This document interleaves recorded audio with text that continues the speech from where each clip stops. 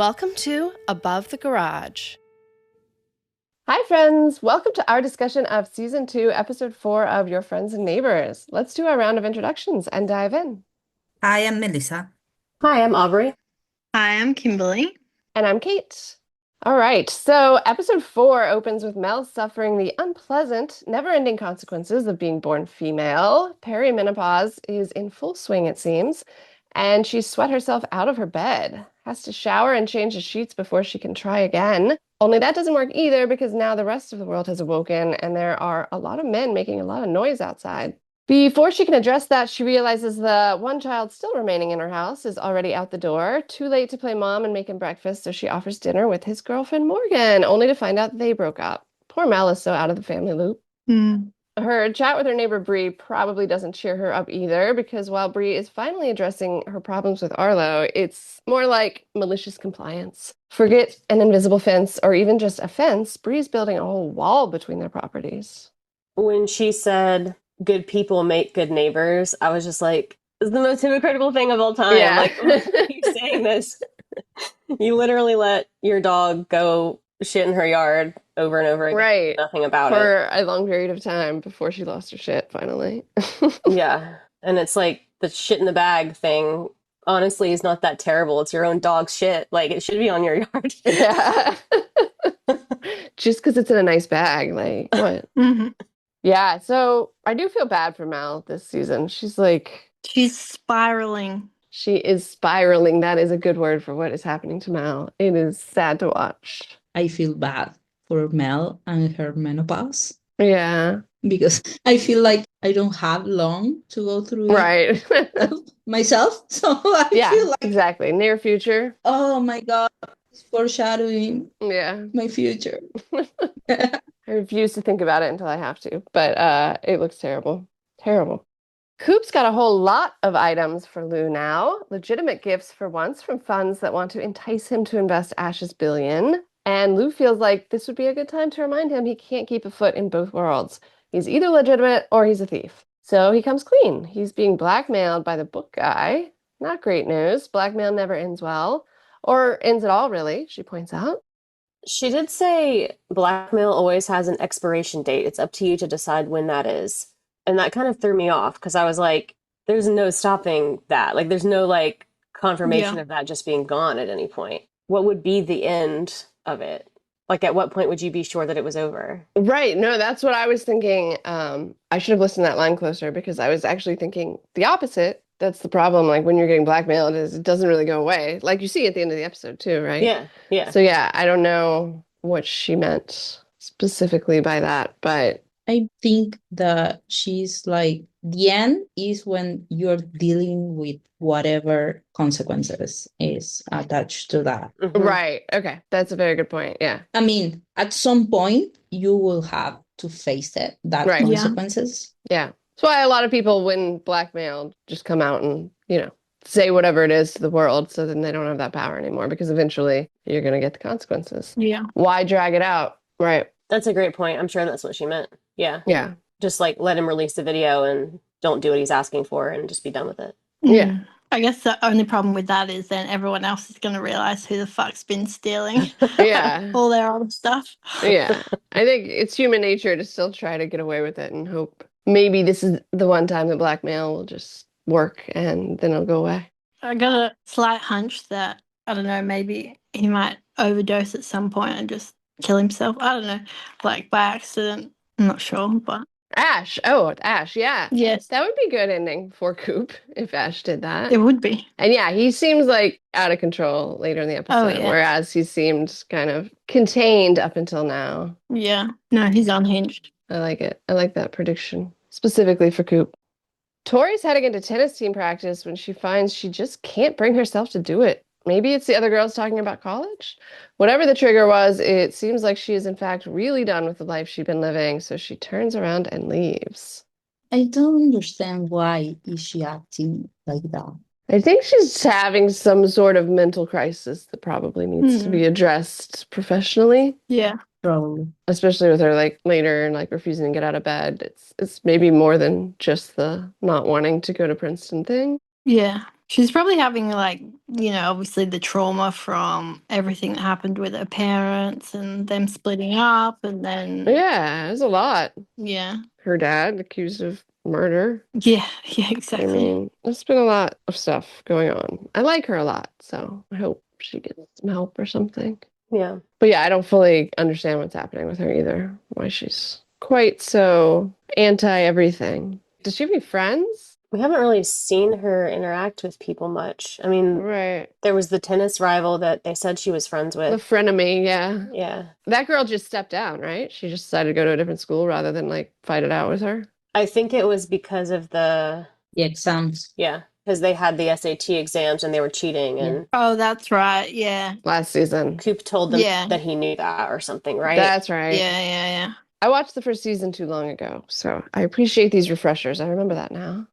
Elaine is calling Coop out on his back bullshit excuse while he eats Lay's potato chips out of the bag and watches another old movie. I love Lay's. He's disappointed in Tori not playing tennis, but he doesn't push, just makes her play cards with him and Allie. I think it's really nice Tori staying here and getting time with the two of them.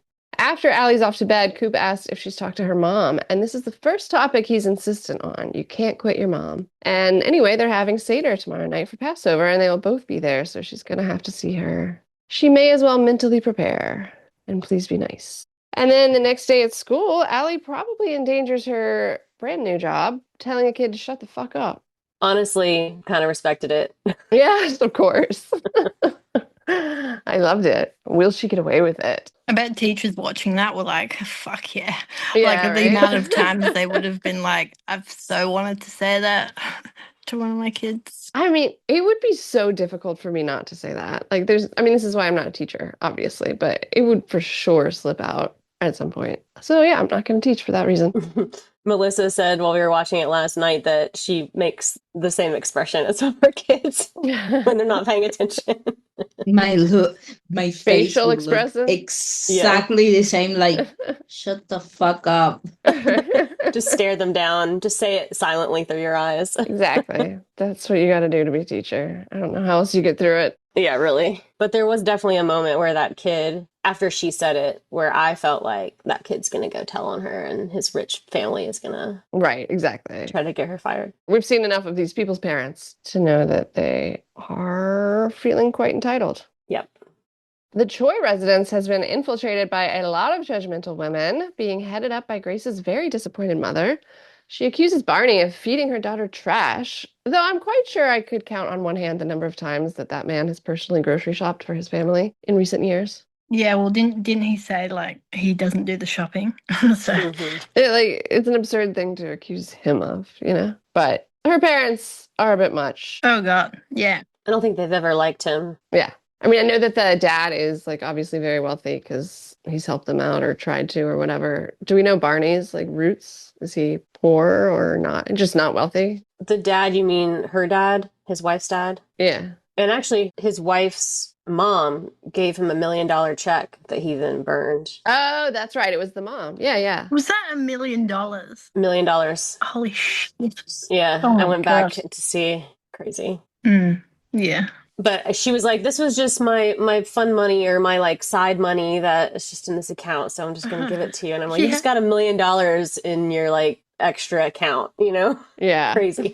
Yeah, I respect more now that he burnt it up. Yeah. I wonder if he has a background of like growing up poor maybe or something like that. Right. And maybe that's why they don't respect him. It's kind of the vibe. Yeah, that's what I was thinking it kind of feels like. But they're rich enough, obviously, that even if he grew up, middle class, they probably still feel that way. So Yeah, absolutely. I mean, if you've got $1 million check just laying around spare, then, yeah. you must be pretty rich. If only.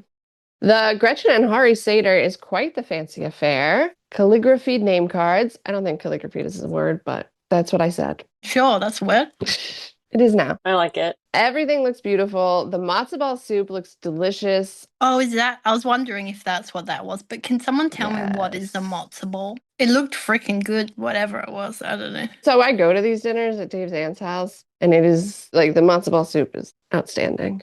Isn't it like dumplings, kind of? Yes, a matzo ball is a traditional Ashkenazi Jewish dumpling made from matzah meal, eggs, water, and fat. Oh, Usually served in chicken soup, they are famously light and airy or denser, depending on the recipe, and a staple comfort food during the Passover holiday. It's so yummy. yeah, that sounds good. I was so hungry taking note while I was taking notes, so that was unfortunately like my biggest takeaway from the whole episode. I would like some matzo ball soup, please.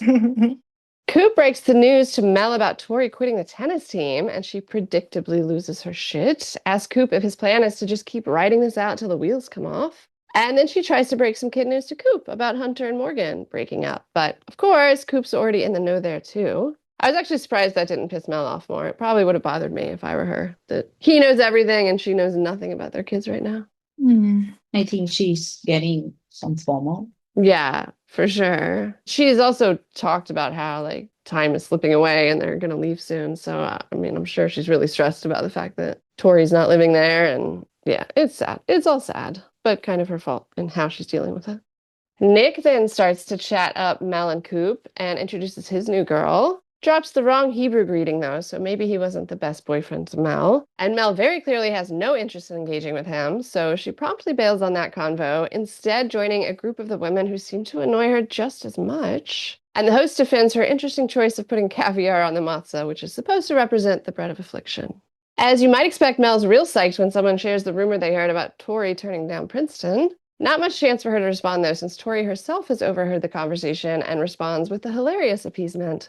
Don't worry, guys, my OnlyFans already has like 2,000 subscribers, and I haven't even shown my tits yet. That is the perfect response. That's pretty good. No tits showing 2,000. I mean, yeah. I'm sure she could get 2,000 subscribers without showing her tits. She's beautiful, and she could, but let's hope she Yeah. goes a different direction. But it was a very, very funny response to this particular group of women. Hunter's playing piano quite well for the party. I think he's playing Go Down Moses. Anyway, Delilah is also impressed and kisses him, stunning him enough to stop playing before they laugh and he resumes again. She's really laying it on thick. Yeah, something's going on. I think I said it last time. I don't trust her. Don't trust her whatsoever. Could be wrong, but No, I feel like that too. It doesn't feel like innocently genuine. It feels like she's targeting him and, yeah. like I said, laying it on thick for some reason. I don't know why. Probably just out of boredom, really. Could be. Ash and Sam show up next, and it is a whole thing, especially since she wasn't actually invited. She tries to leave, but he pushes her to power through it, and after he takes her coat and puts his arm around her, the crowd finally gets it. She's his date. Mel is a proponent of throwing her out, but Coop is welcoming and kind to her like usual, and the hostess refuses to kick her out anyway because it's Passover.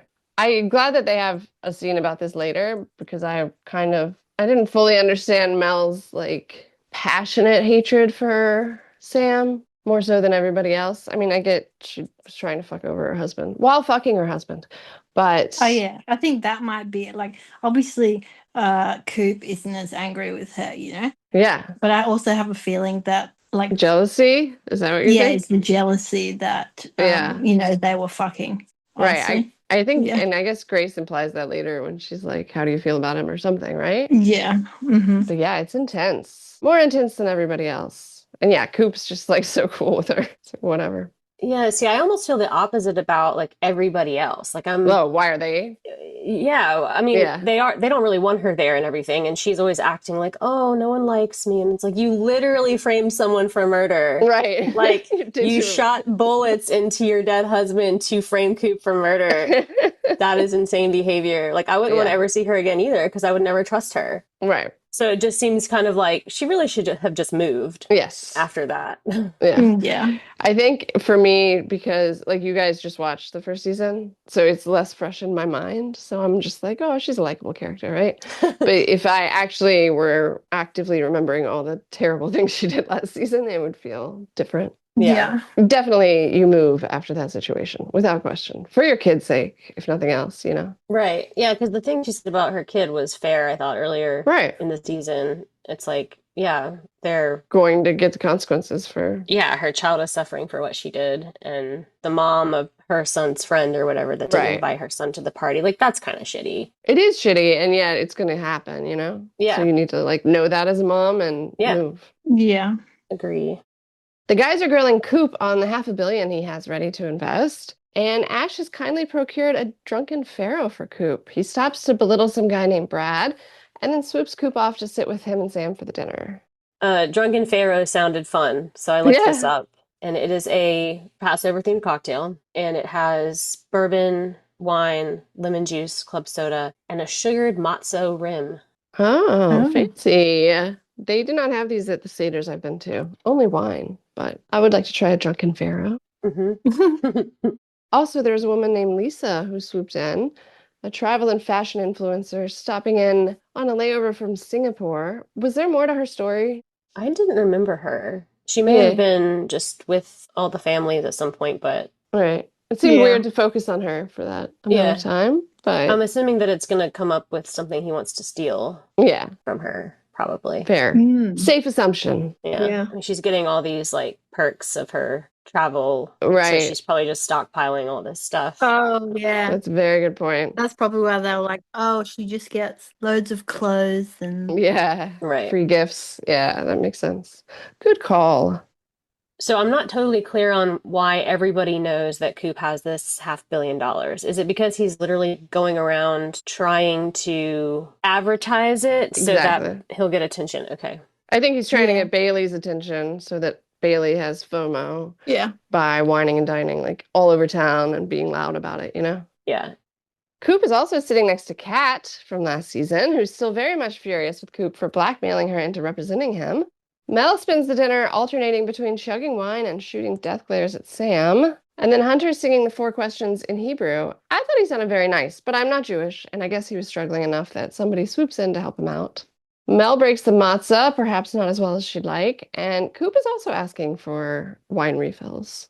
Ash is grilling Coop about why the investment is taking so long as everybody else is going through the traditions of the Seder. I've never been to a Seder before, actually, but I want to. Yeah, it's nice. Yeah. My husband's family is Jewish. We are not, but we go to these dinners and such at his aunt's house, and it's very cool, the traditions and everything, you know? Mm-hmm. I, of course, don't understand any of the Hebrew being spoken, but it sounds very nice. Mm-hmm. Sam steps away from the table, takes a couple shots of liquid courage, and tries to warm up 2 of the women with job offers, an architect and an interior designer. So she's making an effort now. I mean, this was another moment, though, where I was just like, why would anyone work with her ever Yeah. after she did that? Oh, yeah. And you just would assume at any point that she might stab him in the back, I guess. Right. Almost literally. I think most of these people just see dollar signs anyway, so Yeah. Right. I think that's at least the message they're giving us by how quickly they're like, oh, okay, do you have a job for me? But I would agree with you that it doesn't seem worth the job if you're devoted to hating her for a very good reason. Speaking of jobs, Coop hears an end for his thievery job in this very house. He specializes in houses he's just been to parties at. Hunter and Delilah are making out when they find the afikomen, which is just the piece of the matzah that's been hidden. is that what that was? I was wondering what they found. Yeah, this does not happen at Dave's aunt's dinner, so I looked it up. But after Mel breaks the matzah, I think the larger piece is supposed to be hidden for like the children to find. Ah, okay. And that's called the afikomen. So the children did find it. I don't know if the children are usually making out when they find it, but they were this time.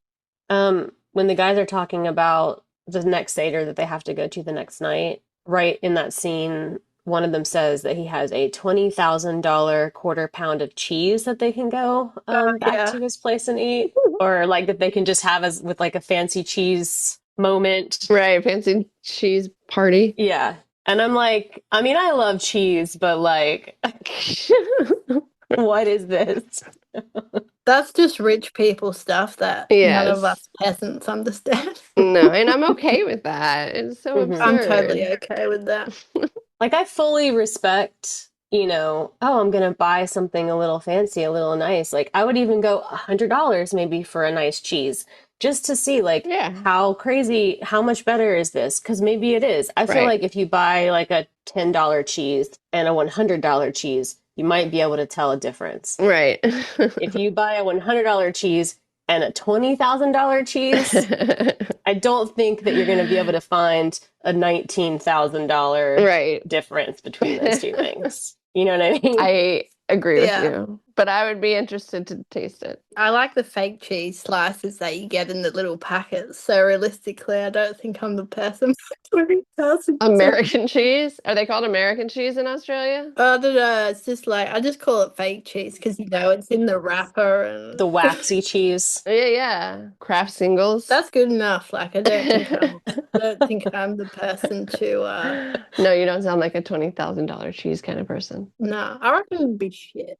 I actually am not a cheese kind of person, although I recognize most people are, and I'm in the minority. I really only like melted cheese on sandwiches and things. Yeah, when I could eat cheese, I wasn't really a cheese person either. So Yeah. People love cheese, though. Charcuterie. I do love cheese toasties, though. Yeah, exactly. Same. Basic bitches. Yes. I think cheese would be one of the like 3 things I would take to an island. Oh, Because you're fancy. No, it's not because I'm fancy. All right, you have good taste. I think it's a good thing to like. I've already said I would not take the $20,000 cheese. You just refuse it, point blank. I don't want a nibble to cost me $5,000. No, Right. Thank you. All right. And then Sam fucks Ash in the bathroom. That's my whole scene. whenever she's in a scene like that, it makes me laugh just because of how like exaggerated she is with I noticed that the whole too. thing. I was thinking, like, is this a fetish? She gets horny in someone else's bathroom or something because she's always doing something sexual in bathrooms.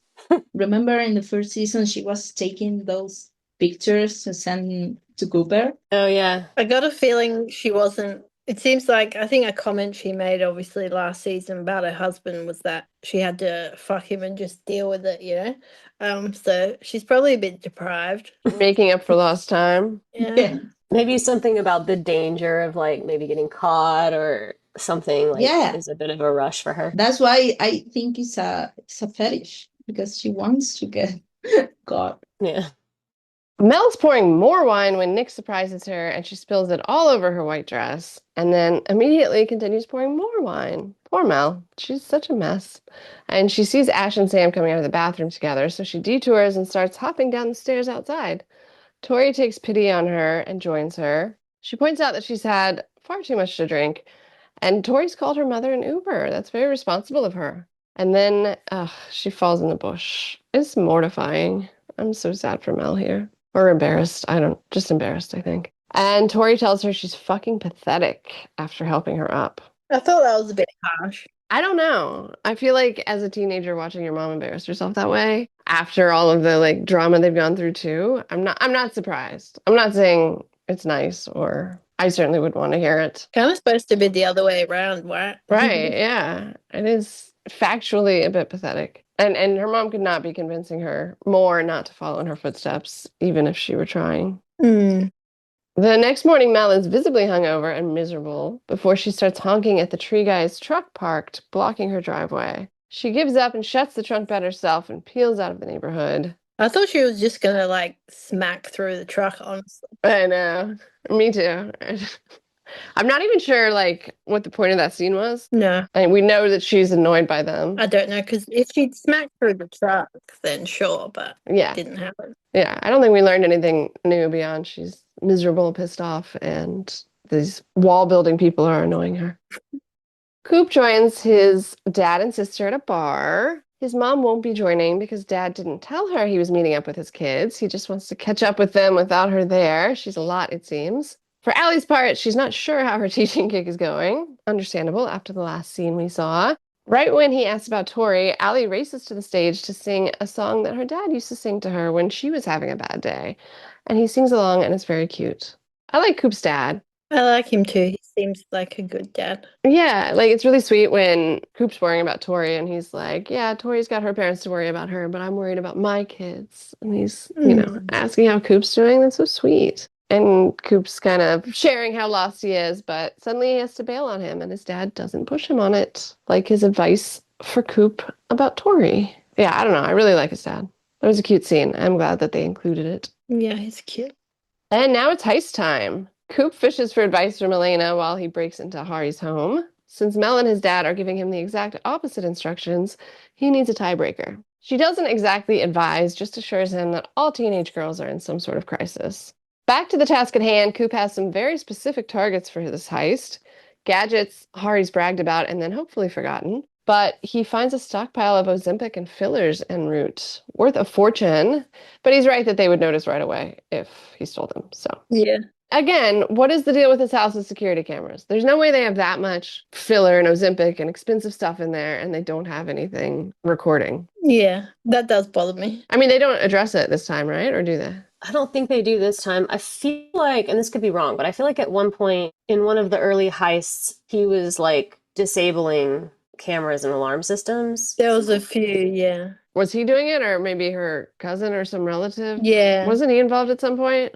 So he was doing it with like some devices, but then also the cousin, I think it was the cousin that works for the security company, was giving the codes. Oh, okay, the Yeah. codes, right. So then he was punching in the code and it was disabling the system. Just to get in or whatever. Okay. Yeah. Yeah, I don't know. I mean, it's just, we have to suspend disbelief, obviously. I do agree that it seems like there would be secondary levels of camera systems that they would just have Yeah, Yeah. aside from their main security system on these really expensive things. right, exactly. Are they in a gated community? I don't know that we've seen it, but I feel sure.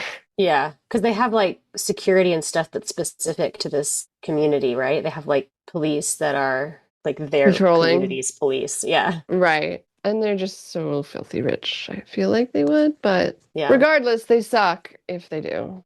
The junk room full of really expensive stuff, though, really made me laugh because it just seemed like the sort of room that you would just throw things that you're not using anymore. And it's just Yeah. like, here's a $2,000 violin and a $20,000 camera. And it's just like $200,000 violin, right? $200,000 violin. Yeah, that's right. Crazy. That's like a poor people room that has like Tupperware in or like cushions or like, Exactly. stuff like that. Yeah. Yeah, exactly. Like random stuff I just haven't had time to take to donate somewhere. Yeah, exactly. It just goes in a pile in a closet. So I can sort of see them not having any kind of extra security on this room because they clearly just don't care about this extra expensive stuff. Right, random stuff. I still just don't understand why he doesn't wear any type of head. Like he wears a hat. Oh yeah, cool, because that's really gonna. Yeah, the hat has words on it. It's like a restaurant in Martha's Vineyard or something, or a store. I can't remember. I looked it up. Like, you would not wear a hat that has words on it, you fool. It drove me crazy too. But yes, a ski mask would be appropriate here, sir.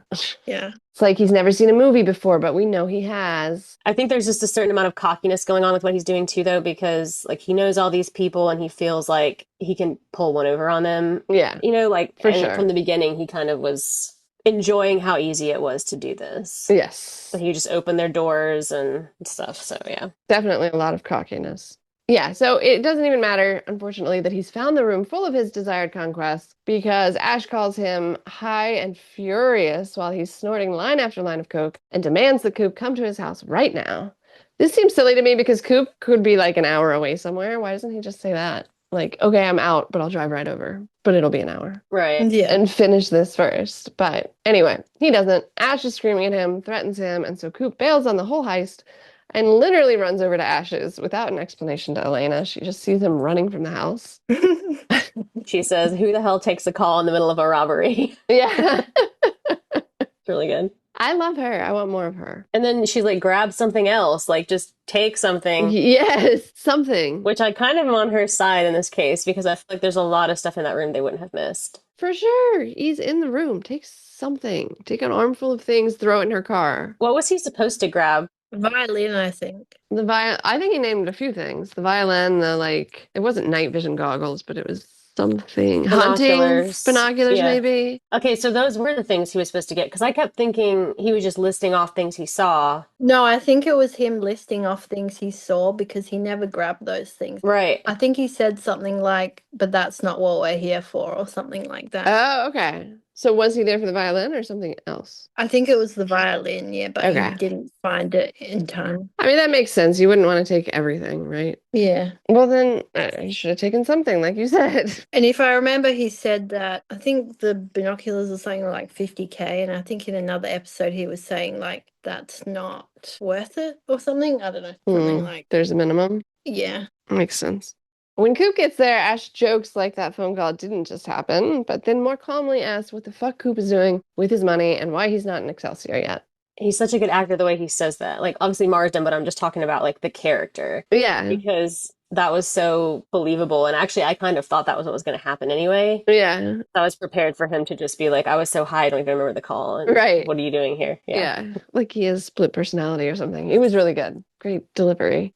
Coop explains that the only way to succeed at this is if he makes Bailey come to them because he knows that Bailey won't take his call or take the money if Coop chases Bailey. Bad blood and all that, but FOMO is powerful. And Jack Bailey is human after all. I think it's a very good strategy. Yeah. He claims that Bailey's already called him twice even, but Coop didn't pick up. Ash is duly impressed, and the explanation buys Coop more time as long as he consumes copious amounts of cocaine with him for the rest of the night.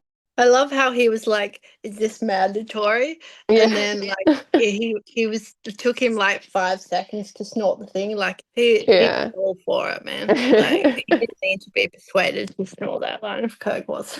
Right. Yeah, well, it's mandatory, so. Do you guys feel like Coop has been sort of stringing this along, though, longer than necessary? Or do you think he's being totally upfront about what he's doing? Because obviously, I know it works at the end and it makes sense what he's doing, but I kept getting the impression that maybe he was trying to... Delay? Yeah, he was trying to delay, maybe. Yeah, I get that impression. I mean, I think both things are true. I think he's definitely in no rush to get deeper into this, and that is a good strategy, but... I think he enjoys the whining and dining part of it as well. But also I think that he's just obviously very good at his job and he knows what's going to work. And obviously he doesn't want to red flag it. Right. So makes sense. Yeah.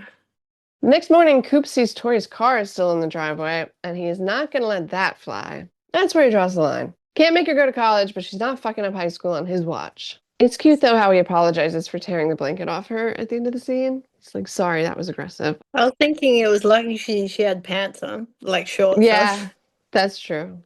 Mel's talking shit about having kids as they watch Grace's daughter ride around on her horse. That is a very expensive pastime, by the way. Poor Barney. Anyway, Mel's talking shit about having kids, so Grace decides now's a good time to tell her about the surprise pregnancy. And then Grace is complaining about how overbearing her mom is, and the similarities between Tori and Grace are not lost on them. On top of that, Grace calls Mel out on her drunken performance at the Seder and tells her she needs to chill about Sam. If Coop's cool with her, Mel has no reason to be such a bitch about it. I hate that though, because like sometimes I feel like, let's say your partner, like someone's done something really horrible to your partner and your partner's cool about it, but you're still really mad about it. Yeah, that's me. And the fact that they're so chill about it, it's just like, for fuck's sake, like I'm trying to, Right. I do get that, yeah. That would be annoying. I think the fact that they're like divorced and not together, and Grace is using this to point out, are there like feelings for him that are making you act so intense about this? Yeah. I don't know. Do you think that she still does, like, wants to be with him? Yeah, I mean... It's Jon Hamm, so maybe. I feel like she definitely gets jealous. Like when we saw, was it the first episode of the season where they were on holiday, obviously, but just as a family, and oh yeah. She could see that like the other chick at the bar wanted to, yeah, that's true. Probably bone Coop, and she seemed like quite jealous about it. So yeah, I guess there's something there, maybe. Yeah, I don't particularly think that they have much chemistry, honestly. I don't know. I haven't seen it. Yeah. The episode in season 1 where they went to Princeton on the trip with Tori. Actually, I guess both the kids went. Yeah. And they were kind of sweet in that episode. I liked them together. I liked that episode. Yeah, you're right. Yeah. Yeah, I think it's just harder this season because she's just, all we're seeing is her spiral and that stuff. I do find it interesting, though, that he seems pretty cool, like, about the fact that his missus has literally, like, not long ago cheated with one of his mates. Yeah. He seems relatively cool about that. I don't know. He was pretty bitter last season, though. But, like, he's still, like, friendly with her, like... Yeah. He's definitely cooler than I think probably your average person would be. Oh, yeah, for sure. About it all. But I think he feels better now that they're not together. I think it probably hurt a lot more when she was still with him. Yeah. It's an interesting point Kimberly made about the jealousy, her being jealous of people that Coop was dating or whatever, because I do kind of feel like it's less that she wants to be with him and more that it activates when he's with someone else. Like the jealousy is more the thing. It's not actually thinking through, like, what would it be like to be back in a relationship with him again? Right. Yeah. It was interesting.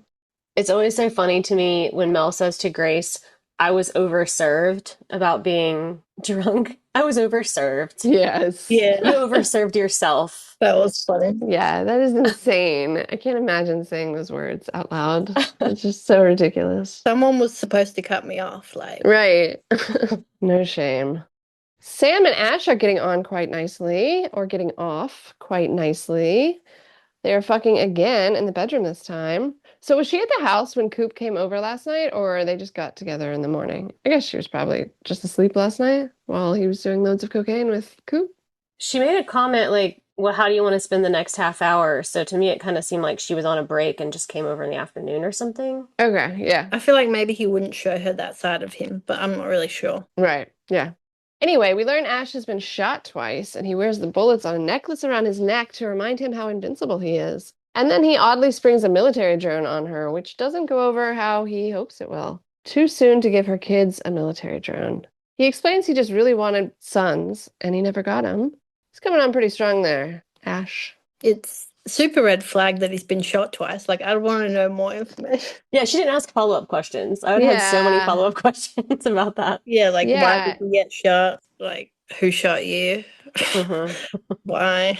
Yeah, I mean, it's just, I think for us, further support of whatever it is he's doing that's shady as fuck, right? And she Mhm. Yeah. does not want to know, I suppose.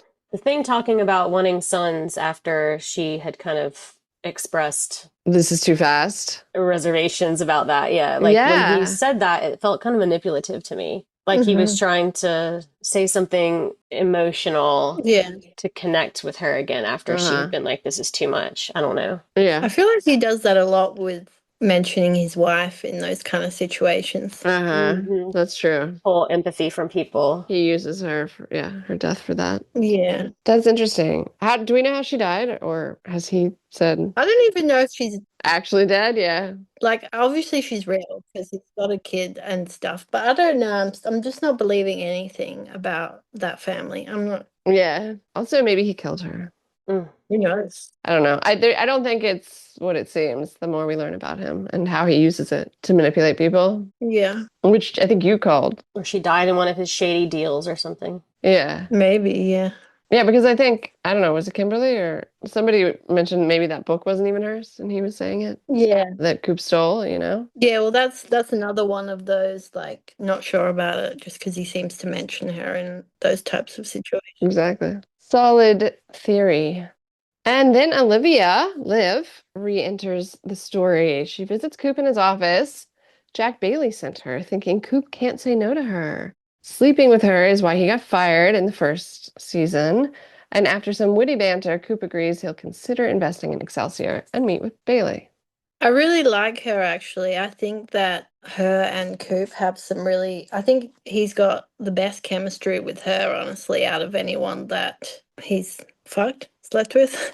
I wish she was in it more. I think her and Jon Hamm, they banter good back and forth Yeah. in the scenes that they've been in together. Enjoy it. Yeah. Yeah, the actor's name is Kitty Hawthorne, and I really like her in this. Oh, yeah. Yeah, she's great. Yeah. Yeah. I think she's got some good charisma in the show. Yeah, for sure. Yeah. She's just got kind of like a cool, like, sexy type of charm. Mm-hmm. She's good. I like her. I want to know who is Maddie. Yeah. The man or woman that he was on the phone with. Yeah. Yeah, we were very confused about that last night. Do you guys understand who that was he was talking to? I don't know for sure. I thought it was just another person trying to get his money to invest. Which would make sense, but he says we're still dating. Oh, yeah. So is he just talking about like courting for Yes. courting for the business? That's how I took it. Okay. I also questioned it like at first, and then I dismissed it because we know he's not dating, and was like, oh, okay, they just mean courting the business. But I don't know. Could be wrong. Because he did say earlier with his dad, the Nothing dad serious, asked, and he but said he's dating or some, but not seriously. Yeah. So I was like, well, maybe there is somebody, but then it didn't come up Yeah. again. So we were like, well, maybe. yeah, I would like him to date somebody. I wouldn't mind him dating the Olivia girl, but to be honest, she's probably just a bit too young for him. So, Oh, the one that got him fired. I was thinking Olivia Munn, and I was like, we did that. yeah, we've done that already. I doubt he'll go back there. But yes, I would like to see him date someone. Not Elena, as we've discussed. No. And I suppose I don't need it anyway, but all right. Why did Sam take her houses for sale sign down when she got home? Anyone? Okay. Was that her house that she took that off? I think so, yeah. The one that had the murder and all. Well, where her husband died. Yeah, I don't know why they showed that, but maybe she sold it. Well, she's just come from his house Mm. where he wants to adopt her sons. I just don't know. I don't get what about that made her do that. Yeah, I don't know either. I'm sure we'll find out. Back to the Choi residence. Grace's mom is moving in. Exciting news for everyone. Barney lets that marinate for a few seconds before he turns around and lays down the law. She's not moving in. She's actually leaving right this moment, and Grace can handle her own fucking pregnancy. Grace is understandably very turned on by this. I knew she'd want to fuck after that. I just knew it. Yeah. I mean, she was kind of sitting there looking like a prisoner of her mother's when he came in and when she was saying all that. So it's definitely the right course of action. And yes, some good sex will be had. Coop finally meets with Bailey, and Bailey is desperate for Coop's business, but he says he won't let him into Excelsior. Coop calls his bluff, starts to leave the office, and he's right. Bailey calls him back in. That was so quick. That whole exchange was so funny to me, though. Just the way Coop is like, we all know what's going to happen here. Like, let's just skip that part where you chase me downstairs. It's like, yeah, let's skip that. Successfully. Like, I think that should Yeah. have taken hours or days, and instead it took, 2 minutes maybe. Yeah, I like when he just walks out the door at the end of the conversation and he's like, see you downstairs. Yeah, I like that too. He's great. I really like Coop. But he can't even feel good about it because he's just getting fucked by Ash and getting himself in deeper and deeper legal danger just to enrich two already filthy rich assholes. It is a sad situation for him. Yeah, I have no idea why Coop would have thought for 1 second that the video could or would just be deleted from existence. Right. That seems dumber than he is to me. Yes. I know he's not familiar with how a lot of this stuff works, but that's just if you have a video, how would you ever prove that it's gone? Right. I think he's shocked at a minimum that he's not even lying to him and saying it's gone, I said this earlier, but I think he might get out of it by Ash dying. I don't know. I just can't see him any other way that video is not going to be released. Because he could just say, here's the video, but he could have 10 copies elsewhere. He probably finds out that Ash acquired this book and everything in his life by illegal means and reverse blackmails him or something. I don't know. Oh, yeah. That would be good. Yeah. We will see. But it doesn't seem like Ash is really trying to avoid that in a way because he's letting him be involved in his money. And he told him about the list that he's on and everything. So he already knows he's up to some shady stuff. Right. Yeah. Yeah. Maybe I'd like to see Coop investigating, doing some FBI research on Ash. Yeah. That is what I hope happens. That's what I'd be doing. I'd be stalking him majorly right now. Yeah, because you need to get the goods on him too, since you don't have the power in the situation or any leverage. Yeah. I guess he could, though, something with the SDN list. Expose. Yeah, I don't know. All right, I guess that's a wrap on our discussion of Season 2, Episode 4 of Your Friends and Neighbors. Come back next week for Episode 5. Thanks for listening. Bye.